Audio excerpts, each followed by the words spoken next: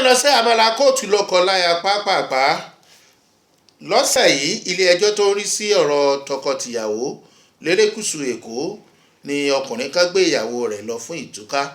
Nígbà tó ń sọ̀rọ̀ ó ní olúwa mi, ìyàwó òun dára bẹ́ẹ̀ ló sì ní ìwà rere, ṣùgbọ́n òun fẹ́ kọ̀ sílẹ̀ nítorí àwọn òbí àti ẹbí rẹ̀.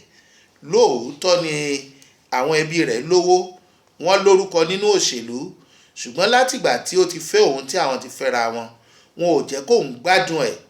Òun gba ṣọ́ọ̀bù fún wọn ò jẹ́ ó dúró ń bẹ̀. Oyún táwọn fi ṣe mọ̀-mí mọ̀ náà ni ọmọ kan ṣoṣo táwọn bí láti bí ọdún 6.